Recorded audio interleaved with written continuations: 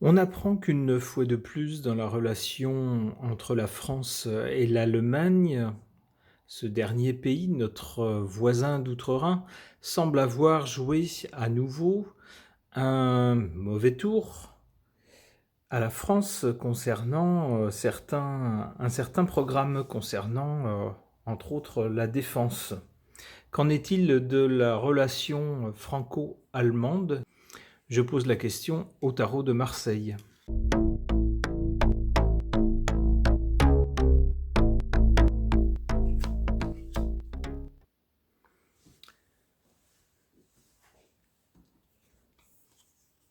La carte centrale est celle du mat, c'est-à-dire quelque chose qui n'est ni sensé ni logique et qui part un peu dans tous les sens. Ça peut être aussi le, la carte signifiant que l'un des deux dans cette relation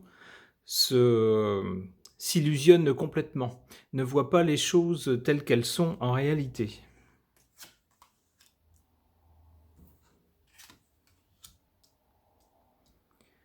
Du côté de l'origine, ici, on a la carte de l'impératrice, mais j'y vois surtout, je trouve que le personnage ressemble vraiment à l'actuelle Madame Europe, et je vois que ce personnage tient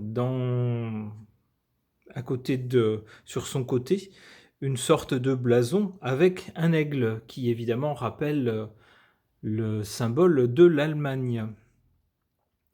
On voit donc, avec une carte qui rappelle l'Europe, que le début de la relation, soi-disant relation franco-allemande, est à chercher dans l'idée de conjurer, si j'ose dire, tout risque de conflit à nouveau entre les deux pays. 3 conflits successifs, ça suffit.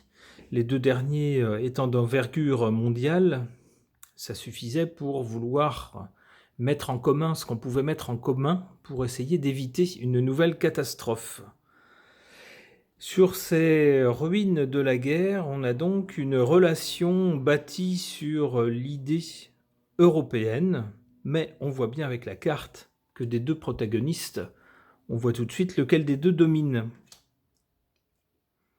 Il se pourrait bien donc que si notre partenaire d'outre-Rhin domine ici, eh bien il n'est pas compliqué de savoir qui est l'imbécile dans l'histoire, lequel se fait duper. Du côté de l'avenir, on a ici la justice. Alors, la justice, ça peut être la justice que nous connaissons, la justice des hommes, mais ça peut être aussi la justice céleste. Alors peut-être aussi que cette carte nous dit que si l'un des deux s'est fait duper par l'autre, ma foi, c'est peut-être parce que il n'a pas su regarder les choses en face, il n'a pas su être suffisamment perspicace et peut-être qu'il a cru un peu bêtement à des choses auxquelles des personnes de sensé n'auraient cru. La carte de la justice peut aussi vouloir dire que le dupeur finira par passer sous les fourches caudines de la justice par rapport au dupé. Finalement, le gagnant ne sera peut-être pas celui qu'on croit.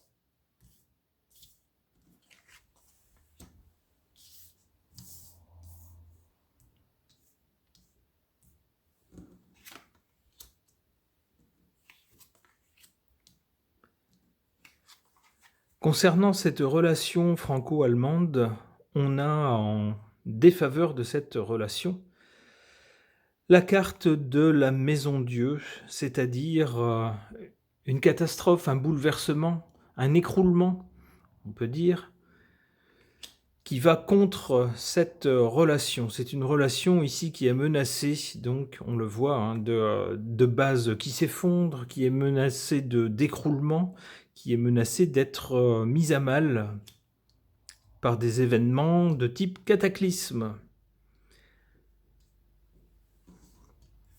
En faveur de cette relation, on a ici le jugement. Le jugement peut être vu comme des décisions, alors on le voit ici, qui sont prises au-dessus des peuples. Il est vrai que ces deux pays-là, qui à eux deux représentent, ma foi, un poids décisif, un poids majoritaire, on peut le dire, quasiment, dans l'Europe, lorsqu'ils parviennent à s'entendre, eh bien, leurs décisions ont un poids énorme.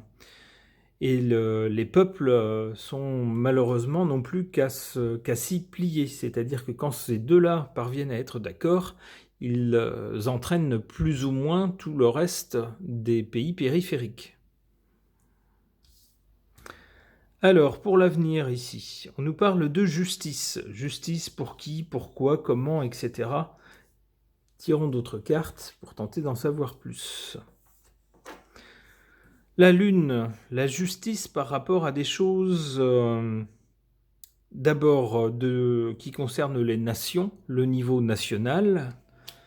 Donc cette relation qui pendant un moment fut presque fusionnelle, du moins vue du point de vue des dirigeants français, il semblerait bien qu'à un moment donné, ici dans l'avenir, reviennent à des choses du genre chacun s'occupe de ses propres affaires et tout le monde sera content.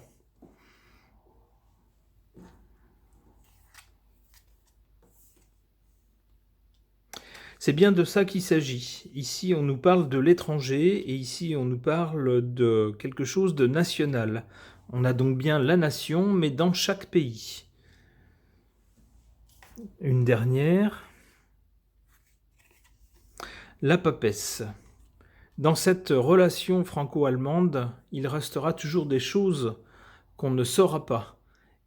Et la carte semble nous dire que ça sera aussi intelligent de laisser certaines choses dans le non-dit. Ok.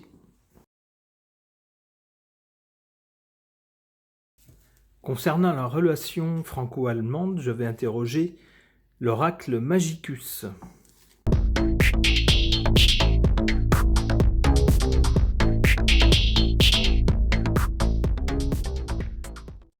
En carte centrale, on a la carte d'Atugan qui nous parle de patience, de cycle et de garder la foi. C'est-à-dire qu'une relation peut connaître des hauts et des bas, des moments quasiment fusionnels et des moments d'antagonisme, mais on nous dit qu'il faut garder patience, c'est une histoire de cycle.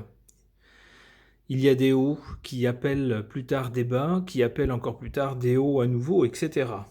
Et que donc, si ça ne va pas bien en ce moment, il faut attendre un peu, et il y a toutes les chances que ça aille mieux plus tard, dans l'avenir.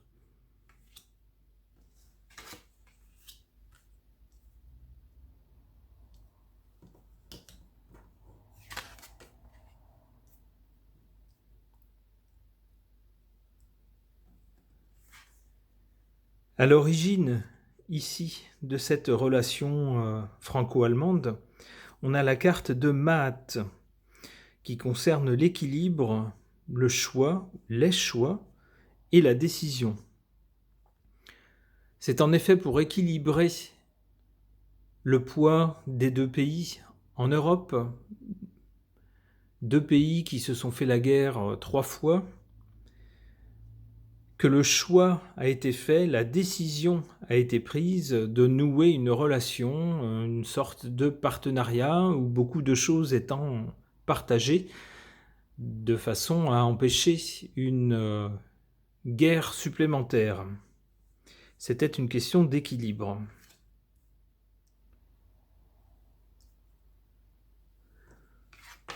Du côté de l'avenir, on a la Befana, qui nous parle de générosité, de partage, d'altruisme. N'est-ce pas? On se montre gentil envers l'autre, généreux.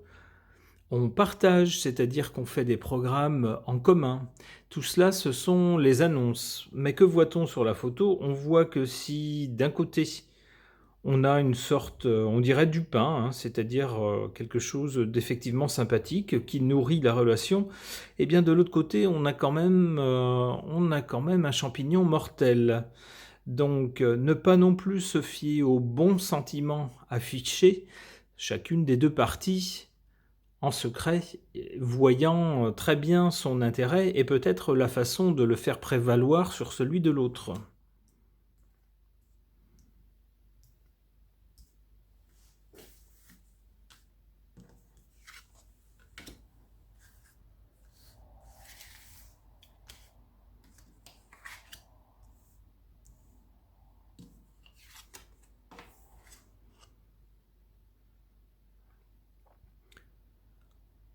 En défaveur de cette relation franco-allemande, on a la carte d'Odin qui nous parle de vision, de perspective et de perception.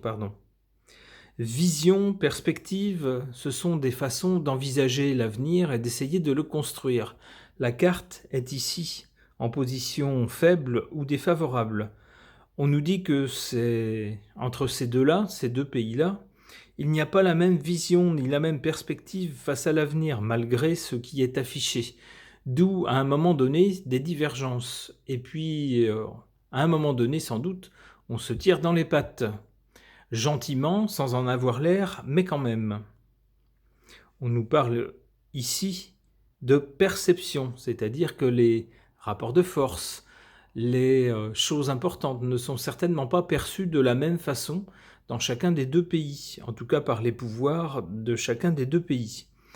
Dans ce cas-là, c'est un attelage un peu étrange qui se met en route et qui est voué à un moment ou à un autre à connaître des soucis, des problèmes pour avancer.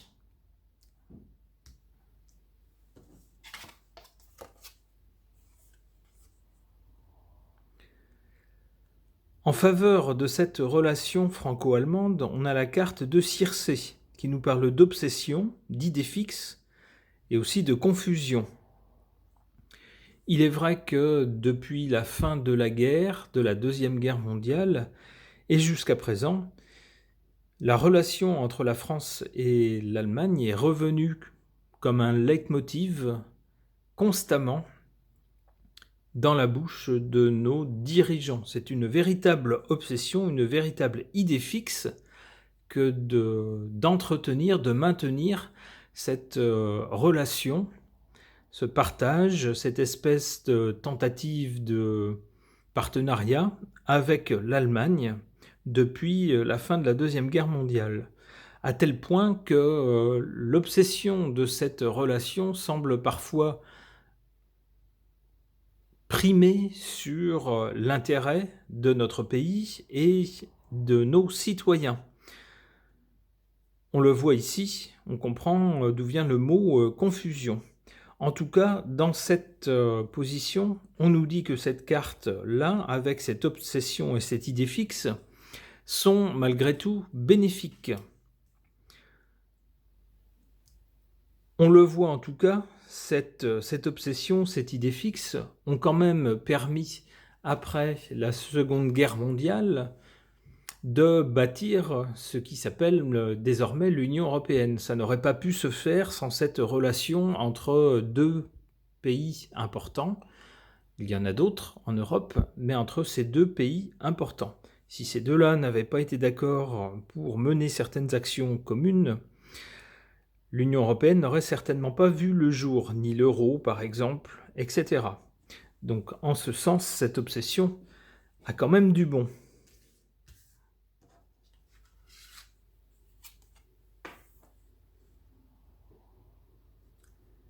Pour l'avenir, suite à la Befana, qui nous montre une générosité pas dénuée d'arrière-pensée entre les deux pays, on a ici la carte de Marie Laveau qui nous parle de stratégie, de succès et d'expansion. D'accord, mais pour qui? Pour cette relation, a priori.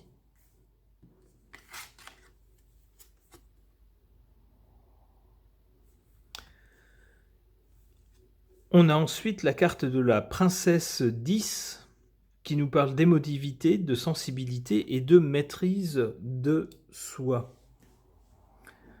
Ok.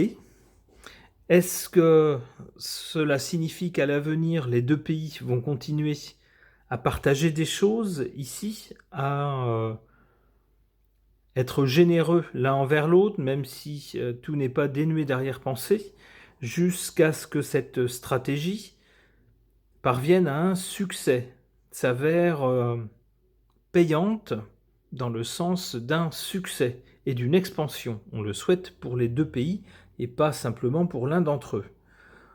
Auquel cas, ensuite, après avoir parlé de stratégie, après avoir parlé d'économie, de choses de ce genre-là, on peut passer à quelque chose de plus personnel, de plus humain, avec l'émotivité, la sensibilité et la maîtrise de soi. Après avoir un succès sur l'évolution économique, on peut passer à l'humain.